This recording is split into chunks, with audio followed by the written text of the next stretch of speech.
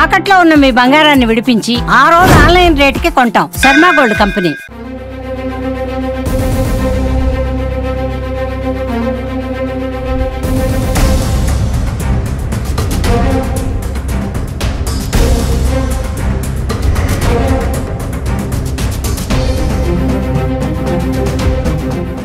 రాష్ట్ర వ్యాప్తంగా సంచలనం కలిగించిన గండికోటలో మైనర్ బాలిక హత్యకు సంబంధించి కేసు పురోగతిపై సాధిస్తున్నారు పోలీసులు. అన్ని కోణాల్లో కూడా విచారణ జరుగుతుంది. దీనిపైన మనతో మాట్లాడడానికి జిల్లా ఎస్పీ ఈజీ అశోక్ కుమార్ ఉన్నారు. ఆయన అడిగి మరిన్ని వివరాలు తెలుసుకుందాం.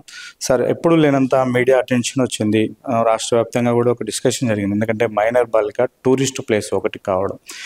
ఎలా ముందుకెళ్తున్నారు ఈ కేసులో? ఎంతవరకు ఇన్వెస్టిగేషన్ కంప్లీట్ అయిందంటే ఏం చెప్తారు? 14వ తేదీ పొద్దుటూరులో ఒక బాలిక మిస్సింగ్ కేసు రిపోర్ట్ అయింది. దాన్ని బేస్ చేసుకొని కేసు రిజిస్టర్ చేయడం జరిగింది. రిజిస్టర్ చేసిన తర్వాత ఇన్వెస్టిగేషన్ కంటిన్యూ చేస్తే దాంట్లో భాగంగా మిస్ అయినటువంటి అమ్మాయి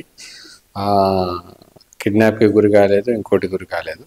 వాళ్ళ లవర్తో గండికోటకి వెళ్ళినట్లుగా మనకు తెలుస్తుంది. సీసీ కెమెరాల్లో వచ్చినటువంటి ఆధారాల ప్రకారం 8:45కి గండికోటకి వెళ్ళినట్లుగా మనకు తెలుస్తుంది. ఆ తర్వాత వాళ్ళ స్నేహితుడు, అమ్మాయి వాళ్ళ స్నేహితుడు ఒక్కడే రిటర్న్ రావడం జరిగింది.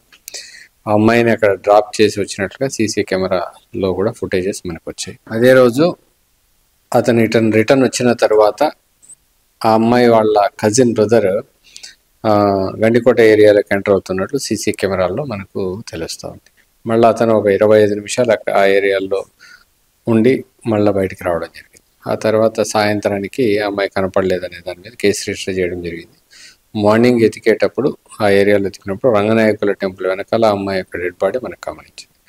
దాన్ని బేస్ చేసుకుని ఇన్వెస్టిగేషన్ కంటిన్యూ చేయడం జరుగుతుంది. సీసీ ఫుటేజెస్ ద్వారా అయితేనేమి, టెక్నికల్ అనాలిసిస్ ద్వారా అయితేనేమి, tower dump analysis, different technical analysis మనం కంటిన్యూ చేస్తాము. దాంట్లో అనుమానితుల మీద ప్రత్యేకమైనటువంటి శ్రద్ధ పెట్టి ఇన్వెస్టిగేషన్ కంటిన్యూ చేస్తాం. సార్, అమ్మాయి ఓన్ బ్రదర్ బ్రహ్మయ్య ఆ రోజు చెన్నై వెళ్ళాడు. అందుకే కాలేజీకి అతను డ్రాప్ చేయలేదు కాబట్టి ఈ అబ్బాయితో అమ్మాయి వెళ్ళింది అనేది ఒక వాదన. కానీ ఇప్పుడు మేము ఇన్ఫర్మేషన్లో, అంటే ఇన్వెస్టిగేషన్లో వస్తున్నటువంటి ఇన్ఫర్మేషన్ ప్రకారం అతను లోకల్లోనే ఉన్నాడని చెప్తున్నారు. అంటే వాళ్ళు ఎందుకు అట్లా చెప్పాల్సి వచ్చింది అనే దానిపైన ఏమన్నా? అతను చెన్నై వెళ్ళినట్లుగానే మనకు ప్రాథమికంగా నిర్ధారణకు వచ్చింది. అతని యొక్క సిడిఆర్స్ ప్రకారం కావచ్చు, ఫోన్ డేటా ప్రకారం కావచ్చు, అతను చెన్నైకి వెళ్ళి సమ్ కాలేజీ పని మీద వెళ్ళినట్లుగా ప్రాథమికంగా వచ్చినటువంటి అంచనా. వాళ్ళ కజిన్ బ్రదర్ వెతకడానికి వెళ్ళాడు, గండికోటకి వెళ్ళడానికి వెళ్ళాడు వాళ్ళ కజిన్ బ్రదర్. అది మనకు తెలిసింది. ఇంకా దీంట్లో ఎవరెవరు పాత్ర ఉంది, ఏమైనా బయట నుంచి వచ్చినటువంటి టూరిస్టులని కూడా మన సీసీ కెమెరాల్లో ఫుటేజెస్లో వెరిఫై చేయడం జరిగింది. ఆ రోజు దాదాపు 200కు పైగా కార్లు, బైకులు ఇవన్నీ వచ్చాయి.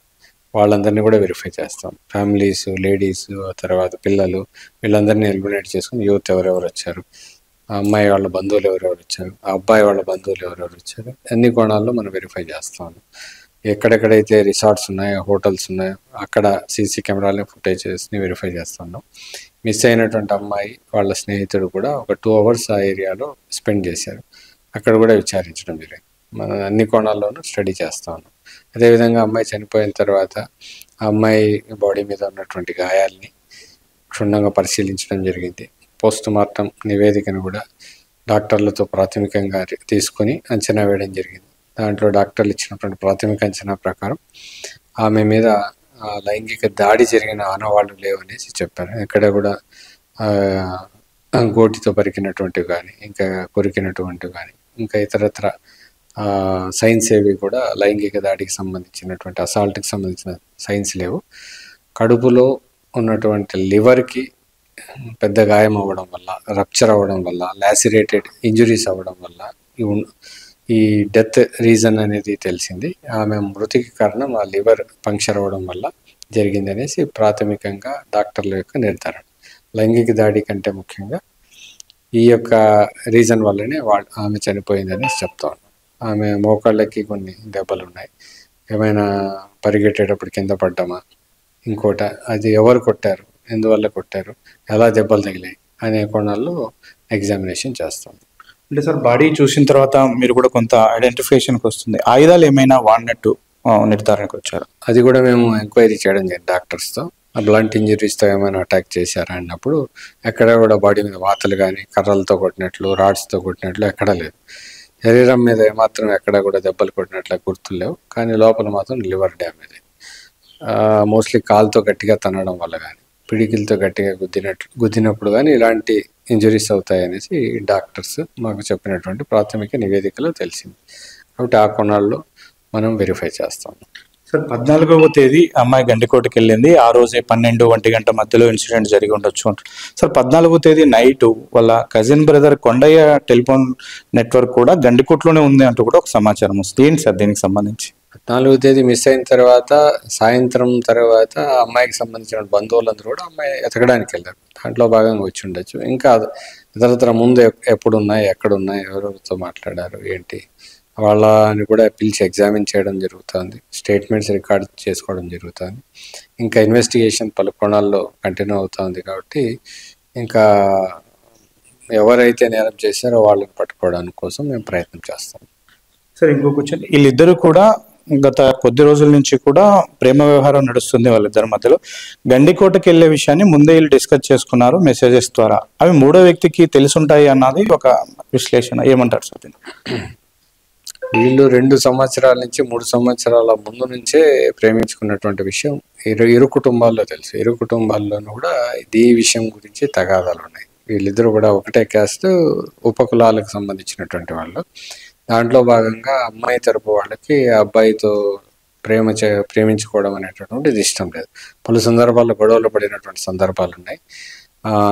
ఈ కారణాల రీత్యా వీళ్ళిద్దరూ పోయినటువంటి విషయం కూడా వాళ్ళకు ముందే తెలిసింది. 1 డే 2 డేస్ బిఫోరే అమ్మాయి అతనికి మెసేజ్ పెట్టినట్లు మనకు తెలుస్తూ ఉంది. ఆ విషయం ఎవరెవరికి తెలుసు, ఎంతమందికి తెలుసు, ఏంటనే యాంగిల్లో ఇన్వెస్టిగేషన్ కూడా కంటిన్యూ చేస్తూ ఉన్నాం. ఇంకా పూర్తి వివరాలు ఏవైనా వస్తే మీడియాకి తెలియజేస్తాం.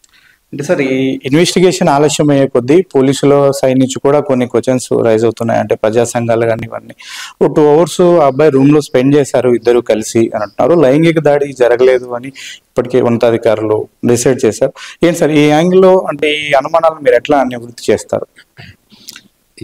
ఎప్పుడైతే ఈ అబ్బాయి 8:45కి గండికోటలోకి వెళ్తాడో, వెళ్ళిన వెంటనే 9:30కే ఆ అబ్బాయికి వాళ్ళ మామ చరణ్ ఫోన్ చేస్తాడు. లోకేష్ వాళ్ళ మామ చరణ్ ఫోన్ చేసి, నీకోసం వాళ్ళు వెతుకుతా ఉన్నారు, నాకు కూడా కాల్ చేశారు, అమ్మాయిని తీసుకుని వెంటనే వచ్చేసే అనేసి కాల్ చేస్తాడు. కాల్ చేసిన వెంటనే లోకేష్ అమ్మాయి కూడా చెప్తాడు, ఇలాగా మనం వెళ్ళిపోదాము, పొద్దుటూరుకి వెళ్ళిపోదాం అంటే, నేను ఆల్రెడీ కాలేజీలకి వెళ్తాననేసి చెప్పి వచ్చాను, సాయంత్రం 5 గంటల వరకు కాలేజీ ఉంటుంది, కాబట్టి ముందే వెళ్తే ఎక్కడ ఉండాలి అనే దాంతో నువ్వు వెళ్ళిపో, వాళ్ళు వస్తే నిన్ను కూడా కొడతారు అనేసి కూడా అమ్మాయి చెప్తుంది. కాబట్టి 9-9:30 నుంచే ఈ అబ్బాయికి ఆ యొక్క కాల్స్ రావడము, ఇతను బయటికి రావాలనే ఉద్దేశంతో అమ్మాయితో మాట్లాడడం, టెన్షన్లో ఉండడం జరుగుతుంది. ఇవన్నీ మనకు CCTV ఫుటేజెస్ ద్వారా కూడా అర్థమయ్యాయి. సరే, ఇప్పుడు సురేంద్ర వెళ్ళిందని బట్టి తను చెప్తున్నది, నేను మా అమ్మాయిని ఎత్తుక్కుంటూనే వెళ్ళానని చెప్పాడు. ఎత్తుక్కుంటూ వెళ్ళిన అతను షార్ట్ పీరియడ్లో, అంటే గండికోటలకు వెళ్ళాడని నిర్ధారించుకుని వెళ్ళిన అతను ఇంత షార్ట్ పీరియడ్లో రావడము, టౌన్కి వచ్చిన వెంటనే మళ్ళీ అతను కాలేజీ దగ్గర స్పెండ్ చేయడాన్ని ఇన్వెస్టిగేషన్లో ఎలా చూస్తున్నాను? అవన్నీ కూడా వెరిఫై చేస్తాను. ఎందుకు వెంటనే కంప్లైంట్ ఇవ్వలేదు, పోలీస్ స్టేషన్లో ఎందుకు కంప్లైంట్ ఇవ్వలేదు, ఎందుకు కాలేజీకి వెళ్ళాడు, కాలేజీకి వెళ్ళినా కూడా మళ్ళీ వెంటనే పోలీసులు సంప్రదించలేదు, 20 మినిట్సే ఎందుకు అక్కడ ఉన్నాడు, ఇంకా వివిధ కోణాల్లో ఇన్వెస్టిగేషన్ కంటిన్యూ ఉంది. కాబట్టి మేము ఇంకా పూర్తి వివరాలను వెల్లడించలేము. పూర్తి నివేదిక, పూర్తి వివరాలు వచ్చిన తర్వాత తెలియజేస్తాం. సార్ ఇంకొక యాంగిల్, అమ్మాయి మీద రీసెంట్ గా ప్రాపర్టీస్ కొన్ని రిజిస్టర్ అయ్యాయి, ఆస్తి విషయంలో కూడా అయి ఉండొచ్చు అనే ఇది ఉంది. సార్ ఏమన్నా ఆ ప్రాపర్టీస్ సంబంధించి ఏమైనా ఎవిడెన్సెస్? వెరిఫై చేస్తా ఉన్నాం. అమ్మాయికి సంబంధించి కుటుంబంలో ఏమైనా తగాదాలు ఉన్నాయా, ఆస్తులకు సంబంధించిన తగాదాలు ఉన్నాయా, ఈ ఆస్పెక్ట్స్ లో కూడా వెరిఫై చేస్తాను. కుటుంబంలో ఉన్నటువంటి అనుమానితుల్ని, కుటుంబ సభ్యుల్ని కూడా అందరినీ కూడా విచారించడం జరిగింది. మళ్ళీ పలు దఫాల్లో కూడా విచారించడం జరుగుతుంది. ఖచ్చితంగా దీన్ని ట్రేస్ అవుట్ చేస్తాము. But it will take some time. Why? Because ఫ్యామిలీకి సంబంధించిన మ్యాటర్ కాబట్టి, ఒక మా అమ్మాయికి సంబంధించిన మ్యాటర్ కాబట్టి, సెన్సిటివ్ ఇష్యూ కాబట్టి దీన్ని జాగ్రత్తగా డీల్ చేయాల్సి ఉంటుంది. సో చివరికి ఒక ప్రశ్న, కేవలము పోలీసులు సీసీ ఫుటేజ్ మెయిన్ రోడ్లో ఏదైతే ఉందో గండికోటకు ఒకటే వే అంటున్నారు, ఆ వేలో వచ్చిపోయిన వాహనాలనే అనాలిసిస్ చేస్తున్నారు, గండికోటకు వేరే మార్గాలు కూడా ఉన్నాయి, ఈ హంతకులు వేరే మార్గాల ద్వారా పారిపోయే అవకాశం ఉంటుందన్నది కూడా ఒక చర్చ. దానిపైన ఎలాంటి క్లారిటీ? ఆస్పెక్ట్స్ లో కూడా మేము వెరిఫై చేస్తాం. చుట్టుపక్కల గండికోట కొట్టాలు అనే గ్రామాలు ఉన్నాయి, ఇంకా మిగతా పల్లెటూళ్ళకు పోయే దారి ఉంది, ఒకటే వేరే దారి ఇంకొకటి ఉంది. ఆ ఆస్పెక్ట్ లో కూడా చుట్టుపక్కల ప్రాంతాల్లో మేము నిఘా పెట్టడం జరిగింది. సమాచారాన్ని ఇన్ఫర్మేషన్ నెట్వర్క్ డెవలప్ చేస్తూ ఉన్నాం. డిఫరెంట్ టవర్స్ ఎక్కడెక్కడ ఉన్నాయో ఆ ఆస్పెక్ట్లో కూడా టెక్నికల్ అనాలిసిస్ కూడా కంటిన్యూ అవుతుంది. ఖచ్చితంగా అటువైపు నుంచి వచ్చేటప్పుడు వెహికల్స్లో రావడానికి అవకాశం ఉండదు. కేవలం నడకబాటలోనే రావాల్సినటువంటి పరిస్థితి ఉంటుంది. కాబట్టి ఈ ఆస్పెక్ట్స్ అన్నీ కూడా వెరిఫై చేస్తాం. టోటల్గా గండికోట గ్రామస్తులు అక్కడ ఎవరెవరు ఉంటున్నారు, ఎంతమంది ఉంటున్నారు, వీళ్ళల్లో దాని బంధువులు ఎవరైనా ఉన్నారా, శత్రువులు ఎవరైనా ఉన్నారా, టోటల్ వేరియస్ డిఫరెంట్ యాంగిల్స్లో ఇన్వెస్టిగేషన్ కంటిన్యూ అవుతుంది. Will do our level best to detect the case. Sir, ఇప్పుడు సీసీ ఫుటేజ్లో రికార్డ్ అయిన ఒక బ్రదర్ సురేంద్ర, ఇంకొక కజిన్ బ్రదర్ కూడా కొండయ్య మీద కూడా ఎక్కువ పేరు వినిపిస్తూ ఉంది. ఫస్ట్ బాడీని గుర్తించడంలో కొండయ్య ఐడెంటిఫై చేశాడు అనే ఒక ఇది ఉంది. దాని మీద ఏంటి సార్ విషయం? ఆ ఆస్పెక్ట్లో కూడా ఎంక్వైరీ చేస్తున్నాం. ఎందుకంటే మనం పూర్తి ఆధారాలు లేనిది ఒక నిర్ధారణకు రాలేము. ముందస్తుగానే ఏ దాన్ని కూడా మనం డిస్క్రైబ్ చేయలేము. అంటే సార్, నిజంగానే కొండయ్య బాడీని చూపించారా సార్ పోలీసు? వాళ్ళే మనకు ఐడెంటిఫై చేసి, అంటే మా వాళ్ళు కూడా పోలీసులు కూడా వెతుకుతూ ఉన్నారు. ఫస్ట్ వాళ్ళకి కనిపించింది, అంత బుషెస్లో ఉన్నటువంటిది వాళ్ళకి కనిపించింది. బట్ ఏ ఆస్పెక్ట్లో కనిపించింది, ఎలా కనిపెట్టారు అనేటటువంటిది, అది అదృచ్ఛికమా లేకపోతే ఇంకా వేరే కోణాలు ఏమైనా ఉన్నాయనే ఆస్పెక్ట్లో కూడా వెరిఫై చేస్తాం. సార్, ఫైనల్గా ఒక క్వశ్చన్ ఏమనుకో, బయట చర్చ ఏంటంటే ఆ రోజు డిఐజీ గారు వచ్చారు, కేసు అంతా అటెన్షన్ అయింది, ఛేదించుతున్నారు అని డిస్కషన్ కొలిక్కొచ్చింది అన్నారు. సార్, ఒక ఇంపార్టెంట్ క్లూ దొరికింది, ఖచ్చితంగా దీన్ని ట్రేస్ అవుట్ చేస్తాం. ఎందుకని పోలీసులు అక్కడి నుంచి వెనకడిగేశారు? ఇంత డిలేకి గల కారణాలు ఏంటనే దాని మీద కూడా కొంత చర్చ జరుగుతుంది. డిలే ఏం లేదు, అప్పటికి కొన్ని వచ్చినటువంటి ఆధారాలతో కొంతమంది సస్పెక్ట్స్ని మనం ఐడెంటిఫై చేయడం జరిగింది. వాళ్ళు ఉండొచ్చు అనేసి ఒక ప్రాథమిక అంచనాకు రావడం జరిగింది. దాంట్లో భాగంగా మళ్ళీ పూర్తి స్థాయిలో వాళ్ళని విచారించిన తర్వాత వాళ్ళ రోల్ లేదని తెలిసింది. That is the only reason. At the same time ఇలాంటి కేసులు అనేటటువంటివి మనము ఫుల్ ఫ్లెడ్జ్డ్గా పూర్తి స్థాయిలో ఇన్వెస్టిగేషన్ చేయకపోతే చాలా ఇబ్బందులు వస్తాయి. కాబట్టి దీన్ని ప్రాపర్గా ఇన్వెస్టిగేషన్ చేయాల్సిన అవసరం ఉంటుంది. ఇంకా ఇప్పటికి 5 రోజులు 6 రోజులు అయింది. కాబట్టి మా ప్రయత్నం అన్ని రకాలుగా చేస్తూ ఉన్నాం. డిఫరెంట్ టీమ్స్ని మేము డిప్లాయ్ చేయడం జరిగింది.